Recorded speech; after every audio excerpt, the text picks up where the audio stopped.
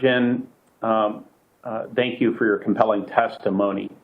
In that testimony, you discuss how Facebook generates self-harm and self-hate, especially among vulnerable groups like teenage girls. I happen to be a father of 4 kids, 3 daughters, 2 of whom are teenagers, and as you just alluded to, most adults, myself included, have never been a teenager during the age of Facebook, Instagram, and these other social media platforms.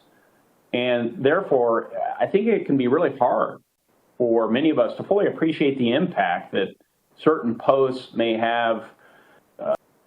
So can you discuss on a teen's mental health? So can you discuss the short and long-term consequences of body image issues on these platforms, please? The patterns that children establish in their teenage years live with them for the rest of their lives. The way they conceptualize who they are, how they conceptualize how they interact with other people, are patterns and habits that they will take with them as they become adults, as they themselves raise children. I'm very scared about the upcoming generation because when you and I interact in person and I say something mean to you and I see you wince or I see you cry, that makes me less likely to do it the next time, right? That's a feedback cycle. Online kids don't get those cues and they learn to be incredibly cruel to each other and they normalize it.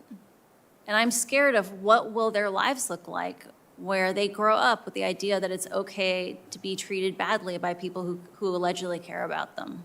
That's a scary future. Very scary future. And I see some evidence of that, as do so many parents on a regular basis. Are there other specific issues of significant consequence that the general public may not be fully aware of that are impacting vulnerable groups that you'd just like to elevate during this testimony? One of the things that's hard for people who don't look at the data of social networks every day is of harms or just of usage. That there are these things called power laws. It means that a small number of users are extremely intensely engaged on any given topic, and most people are just lightly engaged. When you look at things like misinformation, Facebook knows that the people who are exposed to the most misinformation are people who are recently widowed, divorced, moved to a new city, are isolated in some other way. When I worked on civic misinformation, we discussed the idea of the misinformation burden, like the idea that when people are exposed to ideas that are not true over and over again, it erodes their ability to connect with the community at large because they no longer adhere to facts that are consensus reality. The fact that Facebook knows that its most vulnerable users, people who were recently widowed, like that they're isolated, that the systems that are meant to keep them safe, like demoting misinformation, stop working when people look at 2,000 posts a day, right? And it breaks my heart, the idea that these rabbit holes would suck people down and then make it hard to connect with others.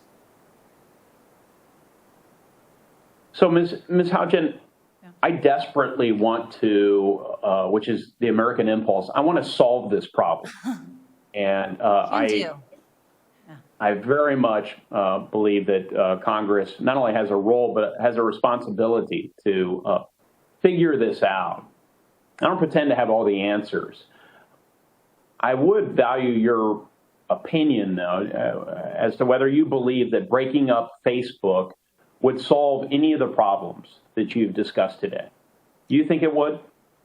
So as an algorithmic specialist, so this is someone who designs algorithmic experiences, I'm actually against the breaking up of Facebook because even looking inside of just Facebook itself, so not even Facebook and Instagram, you see the problems of engagement-based ranking repeat themselves. So the problems here are about the design of algorithms of AI and the idea that AI is not intelligent. And if you break up Instagram and Facebook from each other, it's likely, so I used to work on Pinterest. And a thing that we faced from a business model perspective was that advertisers didn't want to learn multiple advertising platforms. That they wanted to learn, they got one platform for Instagram and Facebook and whatever, and learning a second one for Pinterest, Pinterest made radically fewer dollars per user. And what I'm scared of is right now, Facebook is the internet for lots of the world. If you go to Africa, the internet is Facebook. If you split Facebook and Instagram apart, it's likely that most advertising dollars will go to Instagram, and Facebook will continue to be this Frankenstein that is altering, that is endangering lives around the world, only now there won't be money to fund it. And so I think oversight and finding collaborative solutions with Congress is going to be key, because these systems are going to continue to exist and be dangerous even if broken up. Thank you. Thanks, Ms. Senator Haugen. Young.